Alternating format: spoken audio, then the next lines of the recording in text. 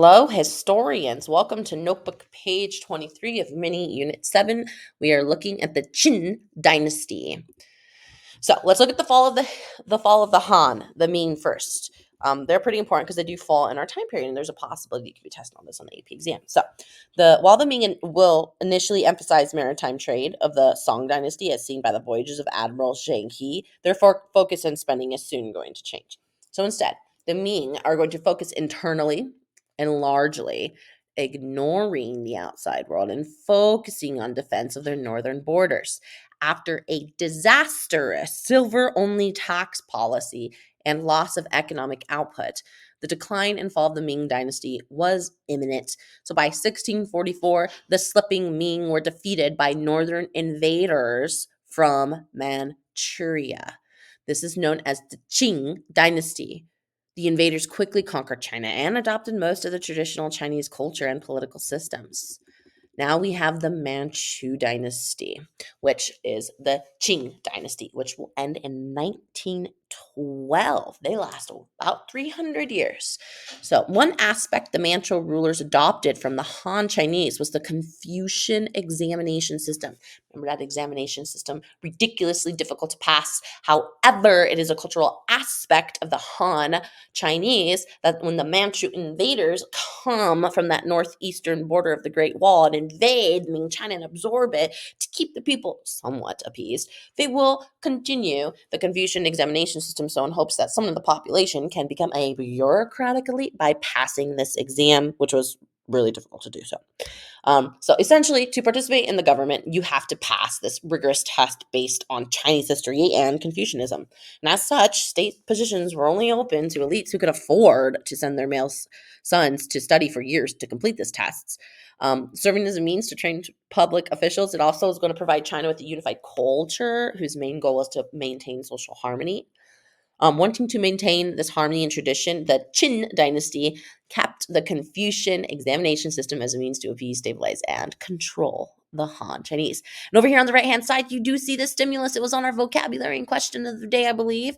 So make sure you understand the context behind this because it can serve as a document. Okay, let's look at the max extent of the Qing dynasty in the 18th century, which is the 1700s. Look how much land that is. It's quite large. All right, let's look at their expansion and power. So, with Europeans largely controlling maritime trade in coastal regions, the Qing dynasty focused expansion inland towards Asian land states, taking territories from the weakening Khanates and areas of Southeast Asia. Emperor Kangxi created a large Qing empire. Like Louis the 14th and Peter the Great, the Ottoman sultans and Mughal emperors, the Qing dynasty will demonstrate power through culture. Qing emperors often commissioned the painting of life-size portraits of their emperors to demonstrate power and influence. Like I've said before, with King Louis the 14th, and even King Henry VIII, they would have portraits painted. They'd hire artists using government funds, and this picture would be everywhere. This portrait would be everywhere. So if you keep seeing this life-size portrait of an emperor where you're living, you're going to start thinking, this guy's in charge, this guy's powerful. So additionally, ambitious work projects and palaces are going to also be built and funded in the Qing dynasty.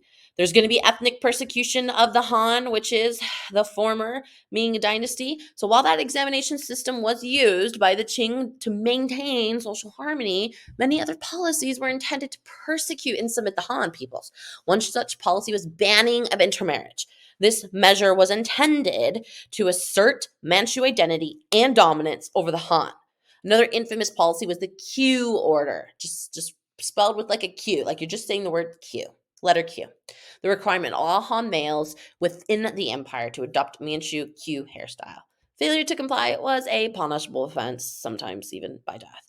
So again, the Manchu imposed this cultural aspect on the Han to demonstrate their dominance over the Han Chinese and assert their ruling Manchu culture. There it is. That is the end of our notes. Make sure you took notes. You could either paraphrase or you could underline or whatever is bolded, you write that down in your notes, type it, write it, whatever works for you. Paraphrasing is the best route to success. But again, it's all up to you.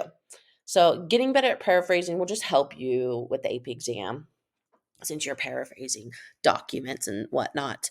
So, again, I have whatever is underlined in bold for you to write down if you're unable to paraphrase, but get to it. That's your goal. Have a great day, everybody.